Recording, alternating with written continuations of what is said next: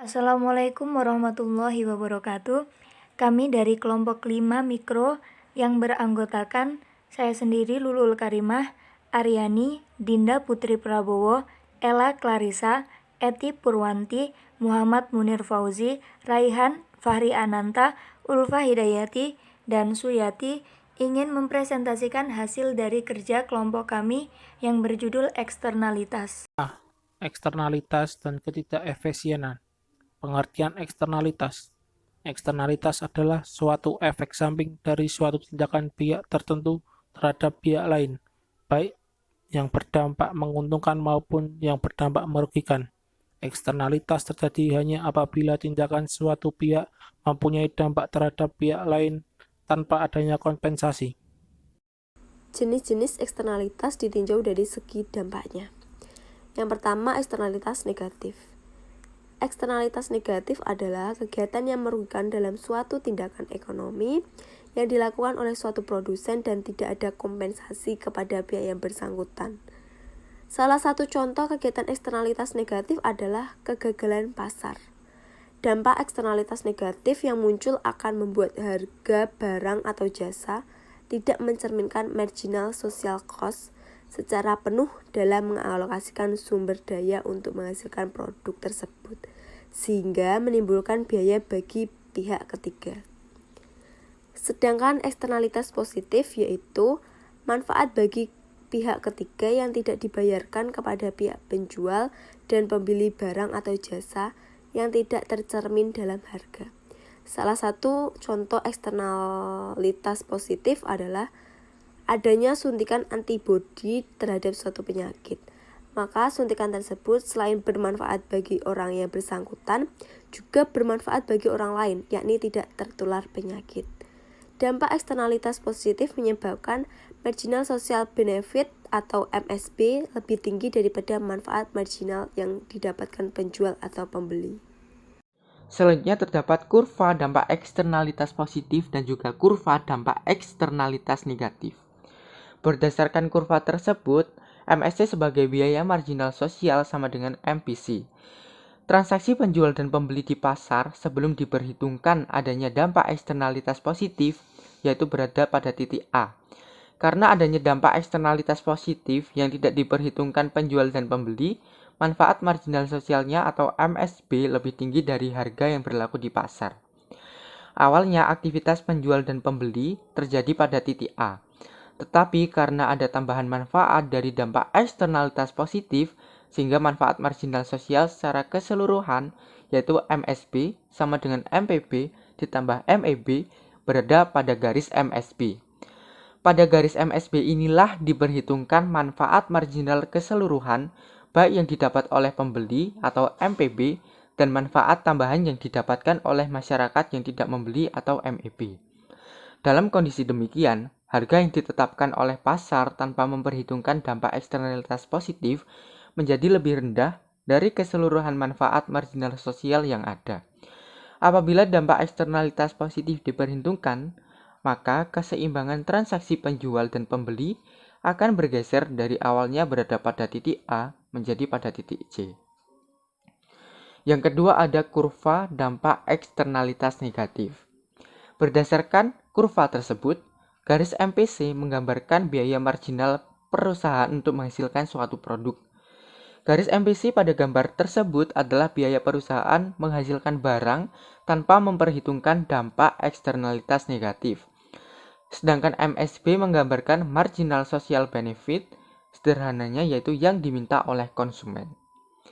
Titik A dianggap sebagai pertemuan tingkat harga dan juga seberapa banyak yang ingin dijual oleh perusahaan atau MPC yang dibeli konsumen atau MSC. Jumlah yang dibeli yaitu sebanyak 10 dengan harga Rp9. Harga terbentuk pada titik A karena perusahaan dan konsumen belum memperhitungkan dampak eksternalitas negatif yang muncul. Bila kita memperhitungkan dampak eksternalitas negatif dan menghitung biayanya, akan muncul biaya marginal eksternal atau MEC. MEC ini kita anggap sebagai biaya dari adanya dampak eksternalitas negatif.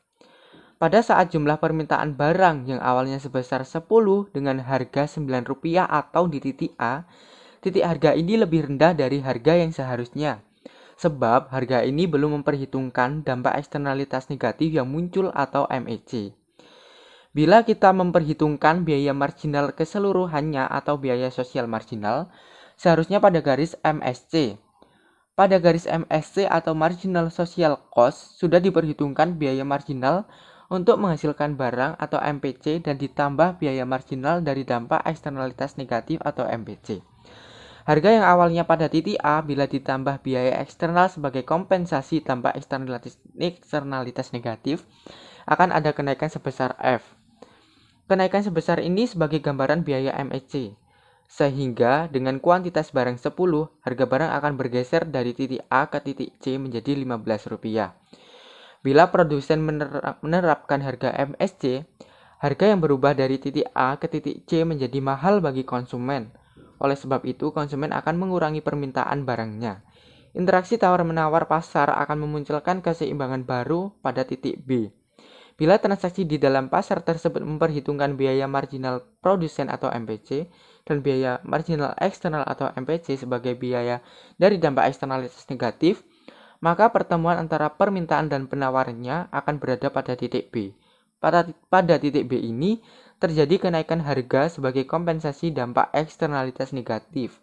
Namun juga terjadi penurunan permintaan barang karena harga lebih mahal. B. Solusi swasta untuk eksternalitas. Pertama, ada jenis-jenis solusi swasta. Solusi swasta dalam mengatasi masalah eksternalitas dengan membiarkan pihak-pihak yang berkepentingan untuk mengatasinya. Motif utama mereka memang untuk memenuhi kepentingannya sendiri. Namun, dalam melakukan suatu tindakan, mereka juga sekaligus mengatasi eksternalitas. Yang kedua, ada teorema Coase atau Coase Theorem.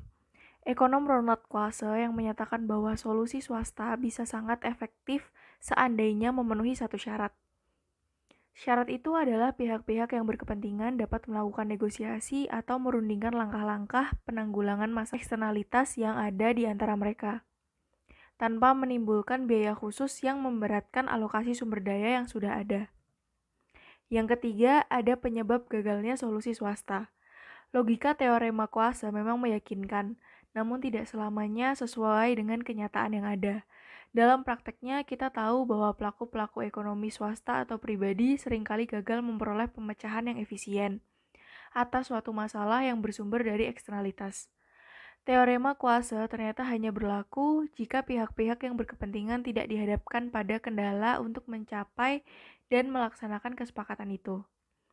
Itu berarti peluang kesepakatan memang selalu terbuka, namun hal itu tidak selalu bisa diwujudkan. Kebijakan publik mengenai eksternalitas. A. Regulasi atau peraturan. Suatu pemerintah dapat mengatasi atau mencari solusi atas permasalahan eksternalitas melalui sebuah regulasi. Regulasi sendiri adalah mengatasi suatu eksternalitas dengan melarang atau mewajibkan perilaku tertentu. Contohnya, pemerintah dapat menindaklanjuti suatu perusahaan yang dengan sengaja membuang limbahnya sembarangan, dan tentunya hal tersebut akan berdampak pada lingkungan sekitar. Kebijakan publik mengenai eksternalitas selanjutnya adalah pajak Pigovian dan subsidi. Pajak Pigovian merupakan pajak yang khusus diterapkan untuk mengoreksi dampak dari suatu eksternalitas negatif.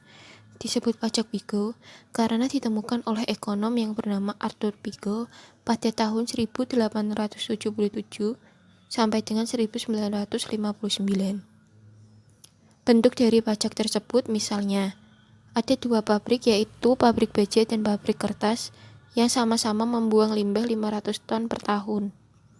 Maka, hanya akan ada dua pilihan yang mereka lakukan.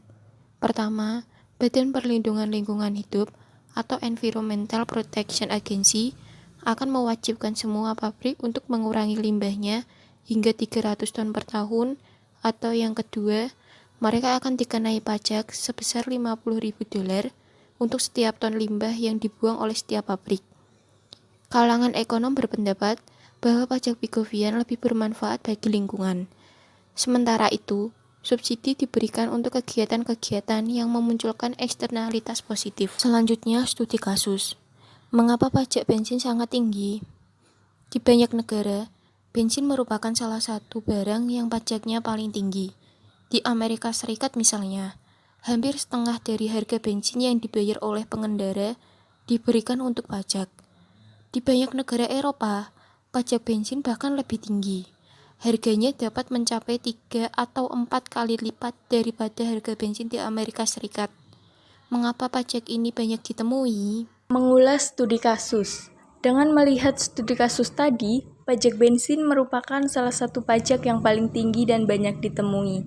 Karena pajak bensin kemungkinan merupakan pajak Pigovian yang bertujuan untuk memperbaiki 3 eksternalitas negatif yang berhubungan dengan penggunaan kendaraan bermotor seperti 1.